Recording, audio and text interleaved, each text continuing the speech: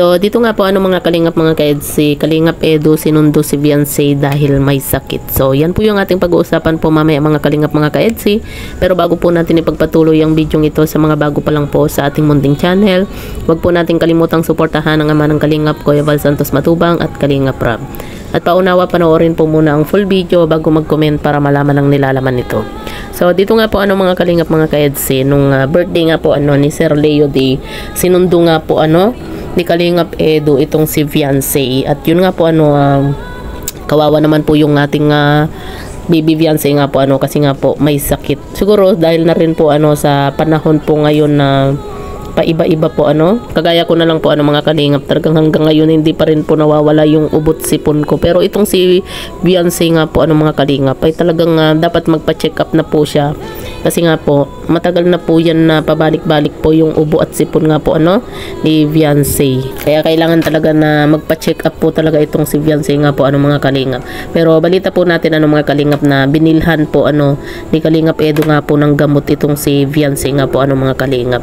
At yun nga po mga kalingap mga ka-edsi, nung sinundo nga po ni Kalingap Edu itong si Beyonce dahil nga po nung birthday po ni Sir Leo D ay nagpakain nga po siya sa mga K-boys. At talagang grabe napakabait po talaga na sponsor po itong si Sir Leo D mga kalingap. Kasi hindi lang po siya nagpakain po sa labas sa mga K-boys, meron din po siyang pinahanda nga po na mga handa nga po sa bahay po nila Beyonce nga po mga kalingap. At sa mga hindi pa po nakapanood nga po mga kalingap mga ka-edsi, sa vlog nga po ni Kalingap Norman, panoorin nyo po, grabe.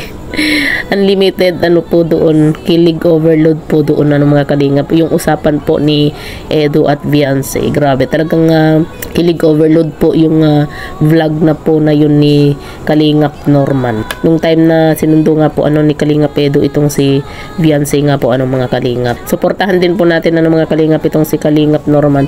At saka alam nyo ba mga kalingap, marami po yung bumibilib din po dito kay Kalingap Norman dahil talagang hindi po niya vinavlog si Beyonce nga po, kumbaga behind the scene yun bang kahit na naririnig po yung boses ni Beyonce pero hindi talaga niya kinukuhanan ng video.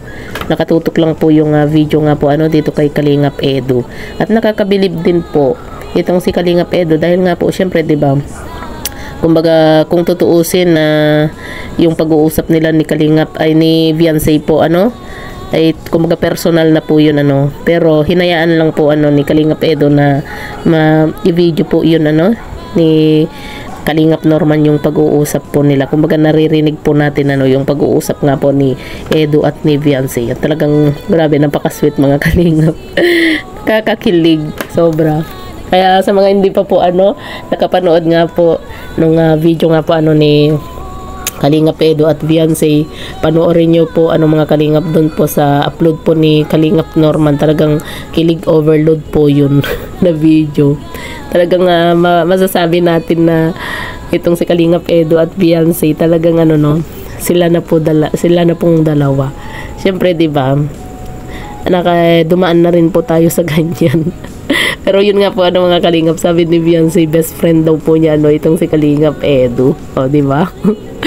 Pero yun nga mga kalingap, okay na rin po yun na hindi po muna aamin ang dalawa hanggat wala pa po sa tamang edad nga po itong si Beyonce. Kasi alam naman po natin 'di ba, kapag minor, alam naman po natin na bawal po yun 'di ba, kahit pa sabihin natin na nag-iibigan po silang dalawa. So, yan po mga kalingap mga ka-edsi, po yung masasabi nga po ninyo sa binyong ito. At panoorin na po natin yung vlog nga po ni Kalingap Norman nga po. At talagang hindi po masasayang yung panonood nyo po dahil nga po sa sobrang nakakakilig po yung pag-uusap po ni Edu at ni Beyonce nga po mga kalingap.